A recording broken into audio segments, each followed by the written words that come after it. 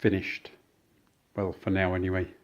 So I made this bench last year, did a little video on it last year, but I can't remember if I put it on YouTube or not.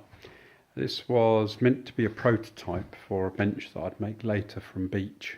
And I made it from old floor joists we had left over from doing the floors in the house here. And so I had six by twos.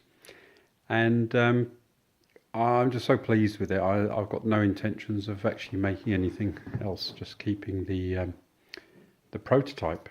So a little bit soft, the top's had quite a few dings in it, and I've done quite a few repairs on it already because of it being made of pine. But I think, considering most old carpentry benches and joiners benches were pine anyway, I don't see any problem. Although the beech is a lot harder wearing. So there's a few features I wanted to incorporate into my bench, and one of them was to have a standard sort of British quick action carpenter's vice, but the other one was to have a face vice, and the two things don't really go together. So in a face vice you can clamp things against the face of your bench, and you can clamp quite long objects, and this is quite a long bench. So I've got a clamping system. This is from a Sjoberg's bench, and I've got Veritas dogs. I've got some bench pups and some bench dogs. I've got, I can't remember who makes this little catch here for planing, thin sheets, and the Veritas tail. It's not actually a tail vise, but it does the same job. And all the dog holes. So I can clamp long objects. I've just done some doors, made some doors, and those I was able to clamp in the vise at the front, support on those holes in the bench at the end there using the clamps from the Sjoberg's benches, and work on those, cutting in the hinges and planing the edges, various other things.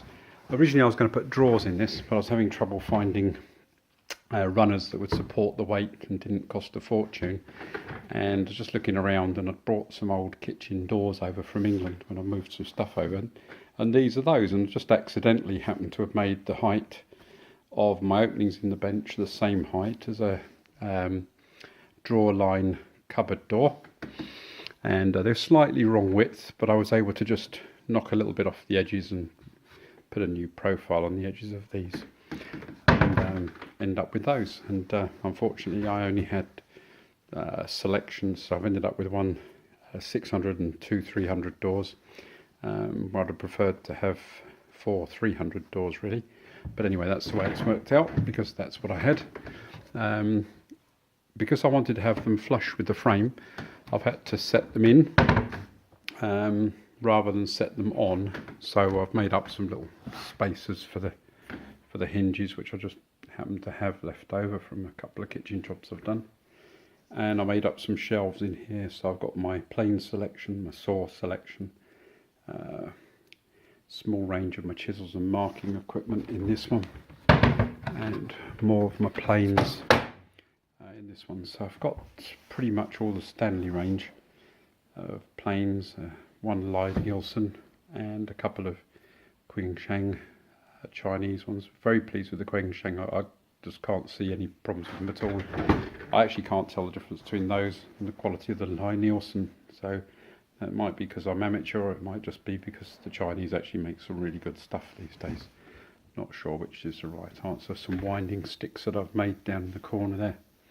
And so, yeah, nice big tool well here. A little bit deep, the bench.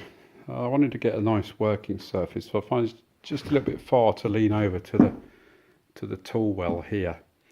But I'm managing, so I guess there's always some compromise somewhere. Plenty of room for all the stuff that I want. I've cleared it out at the moment to clean it up to make the video, but I've got these old meat pots that I keep the stuff in that I'm going to keep on the bench.